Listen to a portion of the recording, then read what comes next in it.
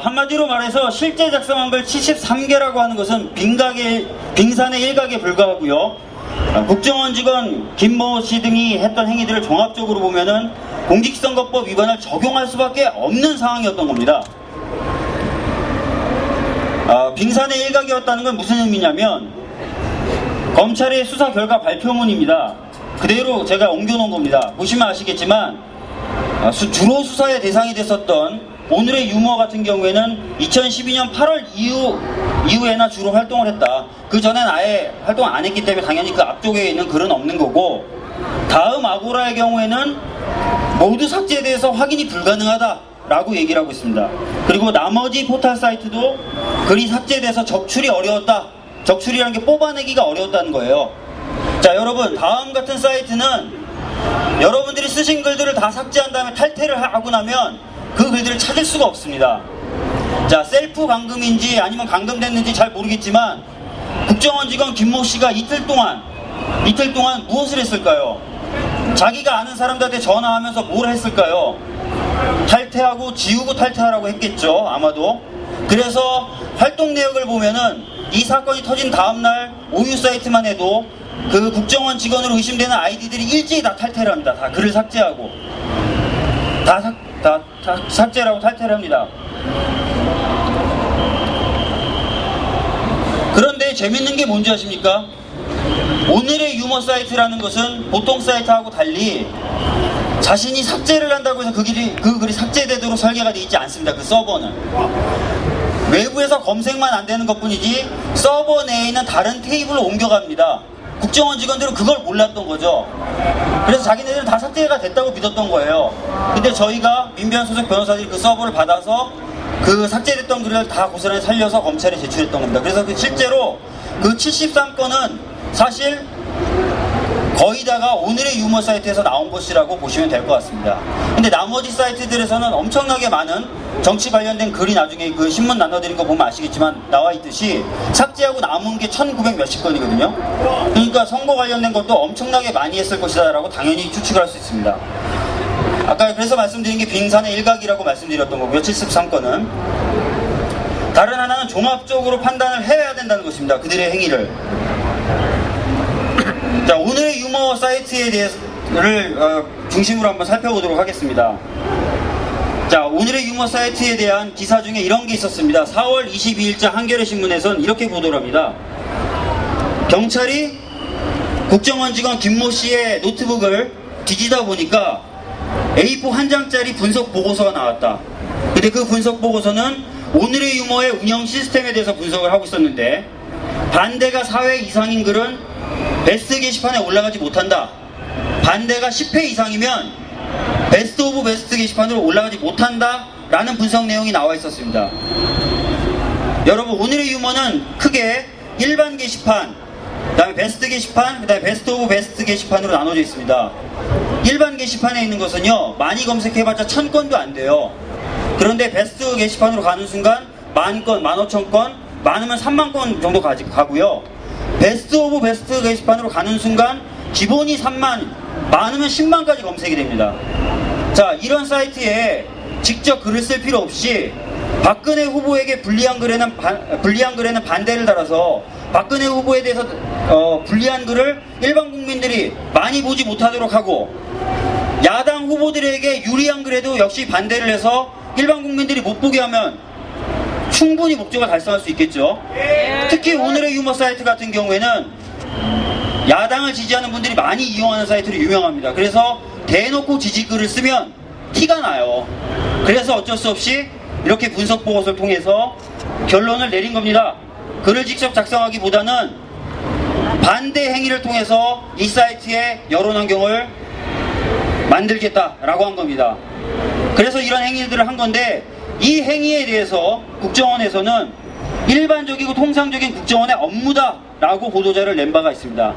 근데 진짜 이들이 했던 반대 행위를 보면 과연 그럴까 라는 의문이 들 수밖에 없습니다. 주로 반대했던 글 리스트입니다. 친한 친구라는 글입니다. 전체 7개의 반대를 받았는데 그 중에 6개의 반대가 이 국정원 직원들이 사용했다고 의심되는 아이디가 반대한 겁니다. 이 친한 친구가 뭐냐면 정준길이라고 예전에 새누리당 특보 검사 출신 변호사 금태섭 변호사한테 전화해서 안철수 후보 출마하면 큰일 난다. 근데 나중에 문제되니까 친한 친구 사이라서 내가 충고해준 것에 불과하다라고 얘기했죠. 거기에 대한 풍자 게시물이에요. 거기에 대해서 집단적으로 달려들어서 반대 표시를 해서 못 보게 한 겁니다. 나머지 다 거의 다 그런 거고요. 보시면은 아시겠지만 거의 다 박근혜 그 당시 후보의 역사인식에 대한 비판글, 특히 이런 거 같은 경우 인디밴드 2군 발언이라는 거는 인디밴드에 대해서 발언하면서 인디밴드는 2군 아니야? 라고 발언했다가 문제가 됐던 그런 일이 있었는데 거기에 관련된 기사를 게재한 글인데 집단적으로 반대를 한 겁니다. 이런 식으로 했어요. 이런 식으로 한 것 중에 어떤 것들이 있냐면 심지어 이런 것도 있습니다. 문재인 후보와 안철수 후보가 단일화 논의를 하는 거 보니까 불안감도 들긴 하는데 왠지 인간적인 신뢰감이 든다라는 게시물에도 이 아이디들이 달려들어서 집단적으로 반대를 해서 일반 국민들이 못 보게 했습니다. 여러분, 제가 한번 여쭤보고 싶어요. 전에도 많이 여쭤봤던 질문인데 일반 국민들이 문재인 후보나 안철수 후보가 인간적인 신뢰감이 드는 사람이라는 걸 몰라야만 북한의 위협을 차단할 수 있는 것입니까? 아니에요. 아니겠죠. 이건 뭐냐면 문재인 후보 TV 화면 잘 받는다라는 게시물이에요. 딱 내용이 이거밖에 없습니다. 이렇게 사진 한 장 해놓고 밑에 한 줄로 우리도 폼나는 대통령을 갖고 싶다, 요 한 줄밖에 없었습니다. 근데 여기에 집단적으로 달려들어서 반대를 했습니다. 여러분, 문재인 후보가 TV 화면에 잘 나온다는 사실을 국민들이 몰라야만 북한의 위협을 차단할 수 있습니까, 여러분? 아니에요. 박근혜 후보의 역사 인식에 문제가 있다고 지적을 하면 북한이 우리나라에 침공을 합니까? 아니요. 도무지 말도 안 되는 행위를 했다는 것이죠. 실제로 반대 행위 했던 것 중에 북한과 관련된 건 단 3건에 불과하고 나머지 전부 다는 이런 식으로 박근혜 후보에게 불리하고 야당 후보에게 유리한 글에 집단적으로 반대를 해서 국민 여러분들이 그런 것을 못 보게 했던 것입니다. 여러분, 우리가 정상적인 국정원의 활동에 대해서 지금 비난하거나 문제제기하는 것입니까? 아니요. 아닙니다. 국정원이 정상적으로 활동을 했다면, 국익에 이바지하고 국민들의 행복에 기여했다면 저희들이 문제제기할 이유가 없는 것입니다. 오히려 칭찬을 했을 것입니다. 맞습니다. 그러나 방금 본 것처럼 누가 봐도 명백하게 국민의 심리를 조작하려고 했었고 국민의 여론에 영향을 미치려고 했었고 그래서 특정 후보의 당선을 도왔던 것입니다. 여러분,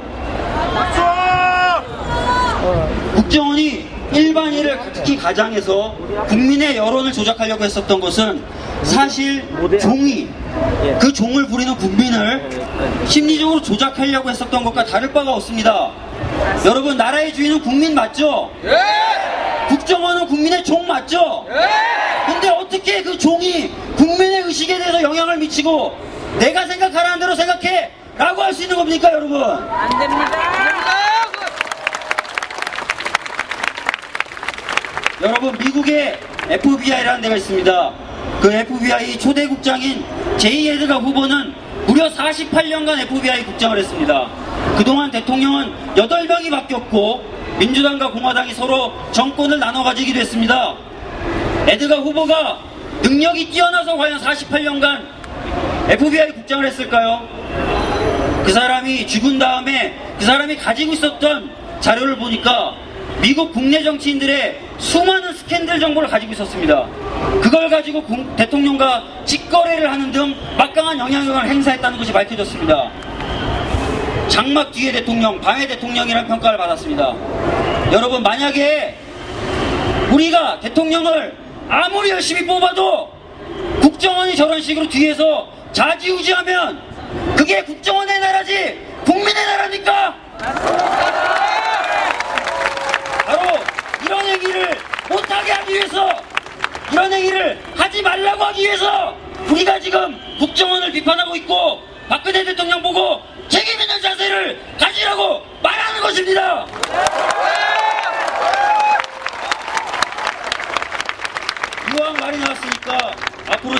것에 대해서 좀 이렇게 해봤으면 좋겠다는 말씀 짧게 드리도록 하겠습니다. 지금 수사도 좀 남아있고요. 국정조사 합의됐으니까 남아있습니다. 그리고 제도 개선 과제도 남아있습니다. 수사 같은 경우에는 지금 국정원장의 명령을 따랐다는 이유만으로 불기소된, 기소유예된 국정원 직원 등에 대해서 처벌해야 됩니다. 여러분, 한나 아렌트가 예루살렘의 아이 희만이라는 책을 쓴 적이 있습니다. 이 책에 보면은 독일의 홀로코스트가 어떤 정신 이상자라든지 이상한 사람들에 의해서 만들어진 것이 아니다. 상관의 명령이라고 해서 아무런 의심 없이 그걸 무조건 쫓았던 그런 공무원들 같은 사람들, 그런 사람들 때문에 유태인에 대한 집단 학살이 있었다라고 분석을 하고 있습니다. 여러분, 상관의 명령에 따랐다는 이유로 무조건 처벌되지 않는다면 어떻게 재발을 방지하겠습니까? 그렇지 않습니까? 워터게이트 사건에 연루됐던 닉슨의 보좌관인 할데만은 나중에 회고록을 쓰면서 이렇게 얘기합니다. 나는 그 당시 닉슨의 개였다. 여러분, 만약에 개처럼 군 사람들이 있다면 개처럼 대우를 하는 게 맞다고 저는 생각합니다. 특히 이미 대법원은 1999년도에 국가안전기획부 직원들이 상관의 명령에 따라서 선거에 영향을 미치려고 했던 사건에 대해서 상관의 명령을 따랐다는 이유만으로 면책될 수 없다라는 판결을 이미 내린 바 있습니다. 그럼에도 불구하고 검찰은 모든 법리를 무시하고 기소유예를 한 것입니다. 검찰 이래서야 되겠습니까, 여러분? 안 됩니다. 이제 국정조사가 실시됩니다. 국정조사에 대해서도 좀 말해보면요, 국정조사 당연히 공개적으로 진행될 필요가 있습니다. 무슨 얘기를 하는지, 어떤 이야기를 하는지, 짜고 치는 건 아닌지 국민들이 봐야 되는 거 아니겠습니까? 그리고 당리당략을 떠나서 새누리당이든 어떤 당이든 진실을 규명하고 재발